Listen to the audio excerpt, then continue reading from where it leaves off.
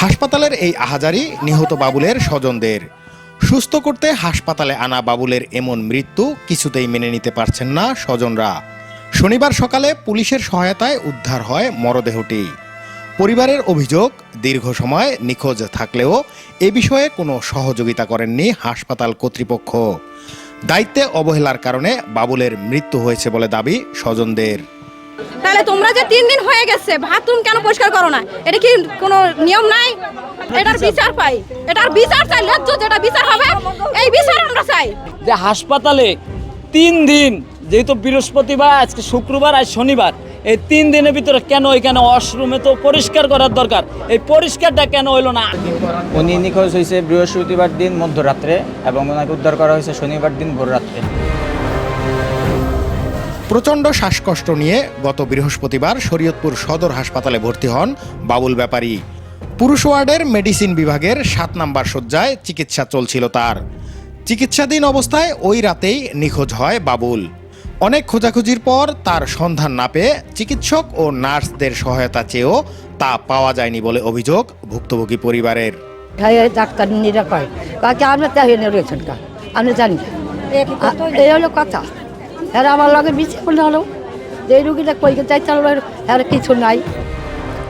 হাসপাতালের শৌচাগার থেকে বাবুলের মরদেহ উদ্ধার করে পুলিশ।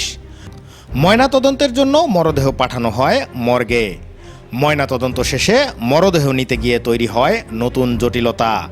মরদেহ নিতে হাসপাতালটির ডোমকে দিতে হবে 2,500 টাকা।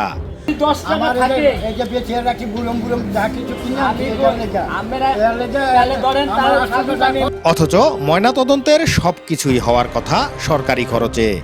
পরবর্তীতে উপস্থিত গণমাধ্যম কর্মীদের হস্তক্ষেপে বিষয়টি নিষ্পত্তি করে হস্তান্তর করা হয় মরদেহ। তারা কাজ করছে, তাদের কাজে নাকি তারা এখান থেকে সরকার থেকে বিনিটি পাচ্ছে না, না পাওয়ার কারণে তারা পাবলিক থেকে টাকা নিয়ে তাকে পেট চালাতে হয়। এটা কিসের টাকা? সরকার থেকে কিছু দেয় না? সরকার থেকে কিছু নেই। শৌচাগারে 2 দিন পড়ে থাকার পরও কেন খুঁজে পাওয়া যায়নি বাবুলের মরদেহ? এমন প্রশ্ন করা হলে কৌশলে এড়িয়ে যান সংশ্লিষ্টরা। শুক্রবারে তো আমার ডিউটি নাই, শুক্রবারে তো আমার অফ দিন। ঘটনা তদন্তে গঠন করা হবে তদন্ত কমিটি। প্রতিবেদন হাতে পাওয়ার পর কারো অবহেলার প্রমাণ পাওয়া গেলে নেওয়া হবে শাস্তিমূলক ব্যবস্থা। আসলে খোঁজা উচিত ছিল যারা বাথরুম পরিষ্কার করে, তারও তো একটা সকালবেলা শুক্রবার সকালে তো তার বাথরুম পরিষ্কার করার কথা ছিল।